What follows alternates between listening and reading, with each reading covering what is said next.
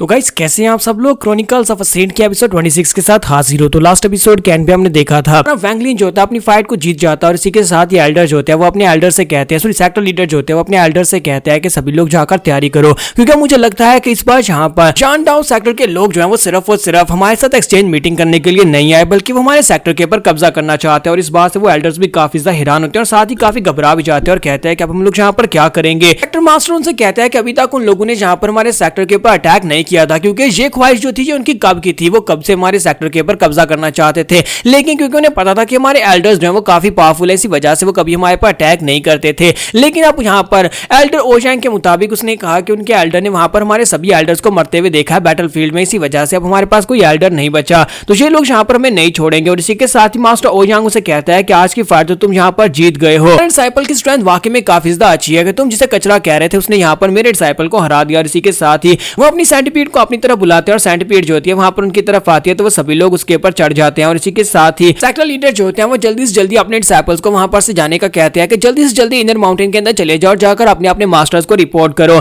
और वो सभी लोग जो होते हैं वहां पर से वापस की तरफ जाना स्टार्ट कर देते हैं। जबकि इसी के साथ ही कुछ लोग वहां पर हमारे वैंगलिन को कोस रहे होते हैं। वो लोग कहते हैं कि ये सब कुछ वैंगलिन की वजह से हुआ है, अगर वैंगलिन जहां पर उनके डिसाइपल को नहीं हराता तो ऐसा कभी भी नहीं होता। जानडाउन सेक्टर के लोग कभी भी हमारे खिलाफ नहीं होते। जबकि इसी के साथ ही मास्टर ओयांग जो होते हैं वो हमारे वैंगलिन के पास से गुजरते हुए कहते हैं कि लड़के, क्या तुम्हें पता है कि जहां पर अगर कोई हमारे जानडू सेक्टर का दुश्मन बनता है तो वो हमारा दुश्मन होता है, यानी कि हम लोग उसे कभी छोड़ते नहीं है और उसकी एंडिंग बिल्कुल भी अच्छी नहीं होती। अब तुम भी यहाँ पर इंतजार करो, हमारे सेक्टर लीडर जब यहाँ पर पहुंचेंगे तो उनके यहाँ पर आने के बाद तुम में से कोई भी यहाँ पर जिंदा नहीं बच पाएगा। तुम्हारे पास यहाँ पर हमारे सामने अपने सर देखने के अलावा और कुछ भी ऑप्शन नहीं होने वाला, क्योंकि कल यहाँ पर हमारे सेक्टर मास्टर आने वाले हैं और सेक्टर मास्टर और तुम्हारे सेक्टर मास्टर आपस में अपने स्किल्स को कंपेयर करेंगे। अगर तुम लोग हारते हो तो फिर ये माउंटेन हमारी हो जाएगी। और वो उन्हें वार्निंग देकर वहां पर से चले जाते हैं। उनके वहां पर से चले जाने के बाद नेक्स्ट सीन जो होता है वो इंदर माउंटेन का दिखाया जाता है, जहां पर हमारे वैंगलिन का मास्टर जो होता है वो एक काढ़ा तैयार करके बैठा होता है और वो काफी ज्यादा गुस्से में होता है और कहता है कि उस कमीने लड़के वैंगलिन ने मुझसे झूठ बोला। मुझे लगता है कि उसके पास उस गॉड जैसे और भी बहुत सारे सीक्रेट्स हैं जिसकी वजह से वो इतना स्ट्रांग बन पाया है।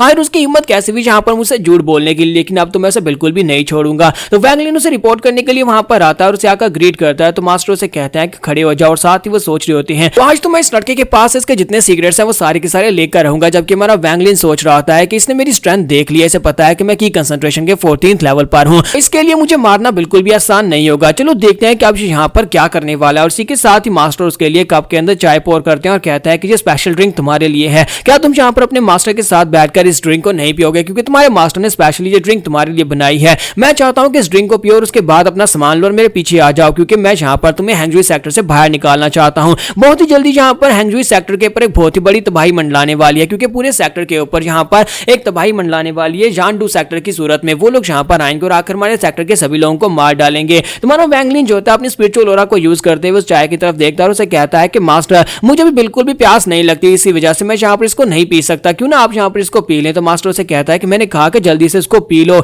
और साथ ही उसे कहता है कि अपने मास्टर को यहाँ पर फोर्स मत करो कि गुस्से के साथ वो तुम्हें यहाँ पर जबरदस्ती पिलाए। इसी के साथ हमारा वैंगलिन जो होता है उसे कहता है कि मास्टर मास्टर प्लीज मुझे माफ करना, पर मुझे लगता है कि तुम यहाँ पर इस काढ़े के अंदर कुछ ना कुछ मिलाया हुआ है जिसकी वजह से तुम यहाँ पर मुझे नुकसान पहुंचाना चाहते हो और मैं ये नहीं पी सकता। और साथ ही हमारा वैंगलिन जो होता है अपनी अट्रैक्शन पावर को यूज करते हुए वहां पर एक बड़ा सा हाथ बनाता है और अपने मास्टर को उस हाथ में पकड़ लेता है और ऊपर उठा लेता है। तो उसका मास्टर चिल्लाकर उसे कहता है कि तुम क्या कर रहे हो लड़के, ये तुम क्या कर रहे हो, तुम्हें जरा भी तमीज नहीं कि तुम अपने मास्टर के साथ क्या कर रहे हो। तुम्हारा वैंगलिन उसी के काढ़े को पकड़ता है और उसे कहता है कि मास्टर मुझे लगता है कि तुम्हें यहाँ पर चिल्ला चिल्लाकर भूख लग गई होगी, सॉरी प्यास लग गई होगी, तो क्यों ना तुम यहाँ पर इस काढ़े को पी लो। और इसी के साथ ही वो अपनी अट्रैक्शन आर्ट की मदद से उसका मुंह खोलता है और उसी का काढ़ा उसको पिला देता है। तो जैसे उसका मास्टर उस काढ़े को पी लेता है तो वो चिल्लाकर उसे कहता है कि वैंगलिन तुम एक गद्दार हो, तुम यहाँ पर अपने मास्टर को मारना चाहते हो, जो अपने मास्टर को मारना चाहता है वो एक गद्दार होता है। अगर तुमने यहाँ पर मुझे मार दिया तो फिर तुम हैंगजुई सेक्टर में नहीं रह पाओगे। तुम्हारा वैंगलिन उसे कहता है कि ये तो वक्त ही बताएगा। और इसी के साथ ही उसको नोटिस कर रहा होता है कि इस जो काढ़ा उसने पिलाने की कोशिश करने वाला था उसका क्या इफेक्ट होने वाला है, तो वो उसकी तरफ देख रहा था। इसी के साथ ही मास्टर वहां पर जोर जोर से चिल्लाना शुरू कर देता है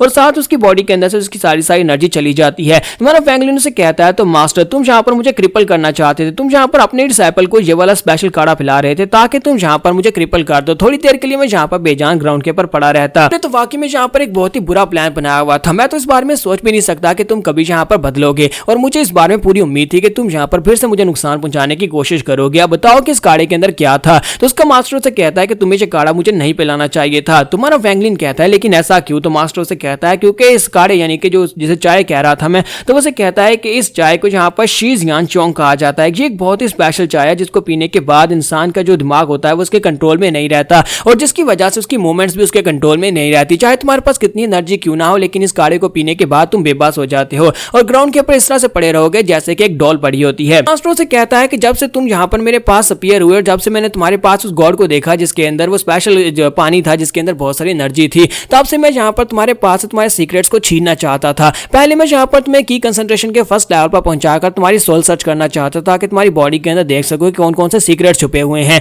लेकिन तुम यहाँ पर काफी ज्यादा होशियार निकले और फिर 4 साल की ट्रेनिंग के लिए चले गए और उसके बाद तुम स्ट्रॉन्ग बनकर वापिस आ और मुझे टाइम ही नहीं मिला। तुम्हारा वैंगलिन आगे बढ़ता है और उसे कहता है कि मुझे लगता है कि तुम यहाँ पर अभी मेरे सीक्रेट्स को जान नहीं पाओगे और जो तुम्हारे लिए बहुत बड़ी अफसोस की बात है कि तुम यहाँ पर बिना मेरे सीक्रेट्स को जाने मरने वाले हो। जबकि उसका मास्टर अभी भी चलाकर उसे कह रहा होता है कि प्लीज प्लीज ऐसा मत करो, प्लीज ऐसा मत करो। वैंगलिन उसे कहता है लेकिन मुझे एक बात तो बताओ कि अगर तुम मेरे सीक्रेट्स को जान लेते और मुझसे सीक्रेट छीन लेते उसके बाद मेरा क्या करते? तो वो कहता है क्योंकि तुम एक जेमिंग डिसाइपल थे, यानी कि एक ऐसे डिसाइपल जो आउटर डिसाइपल थे जिसकी कोई वैल्यू नहीं है, तो मैं तुम्हें यहाँ पर मार डालता। तो वैंगलिन कहता है तो फिर मास्टर प्लीज मुझे माफ करना, अब मुझे भी यहाँ पर तुम्हें मारना होगा। और हमारा वैंगलिन जो होता है अपने मास्टर के माथे पर हाथ रखता है और साथ ही उसको मार डालता है। और इसी के साथ ही नेक्स्ट सीन में दिखाता है कि वैंगलिन उसकी डेड बॉडी को भी उठाता है और उसी क्लिफ के ऊपर चला जाता है जहां पर उसने येलो कपड़ों वाले सीनियर को फेंका था। तो वैंगलिन कहता है कि मुझे यहाँ पर ये बात तो जिंदगी में समझ आ चुकी है कि अगर हम स्ट्रॉन्ग है तो तभी हम लोग यहाँ पर जी पाएंगे, अगर हम लोग कमजोर हैं तो फिर हम लोग यहाँ पर सर्वाइव नहीं कर सकते। मार्शल आर्ट्स की दुनिया का सिर्फ और सिर्फ एक ही रूल है कि या तो मरो या फिर मार डालो। तो मैं यहाँ पर अब ऐसे ही बनने वाला हूँ, अगर मुझे एक ट्रू सेंट बनना है तो फिर मुझे यहाँ पर मारना होगा।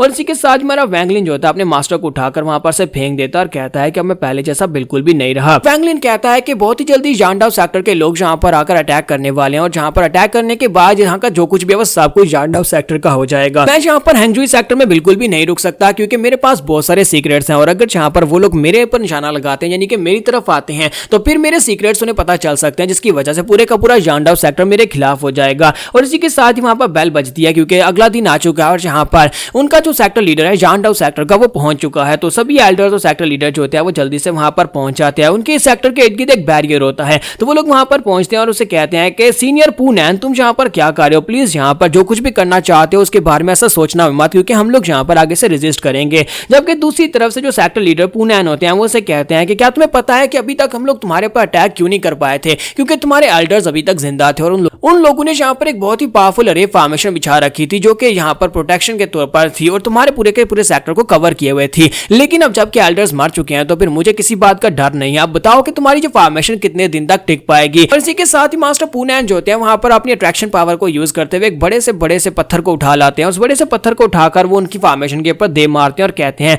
मुझे लगता है कि यहाँ पर तुम्हारी फॉर्मेशन बहुत ही जल्दी टूटने वाली है। और वो अपनी प्रेसिंग पावर को यूज करते हुए उस बोल्डर को उस फॉर्मेशन के ऊपर दबा रहे होते हैं ताकि वो फॉर्मेशन जो है वो टूट जाए। तो यहाँ पर हम लोग अपनी एपिसोड 26 का एंड करेंगे। नेक्स्ट एपिसोड में देखेंगे क्या मास्टर पूनैन जहाँ पर इनकी फॉर्मेशन को तोड़कर इनके सेक्टर के ऊपर कब्जा कर पाएंगे। एपिसोड की एक्सप्लेनेशन अच्छी लगी हो तो कमेंट करके जरूर बताइएगा। वीडियो को लाइक करना मत भूलिएगा। Thank you.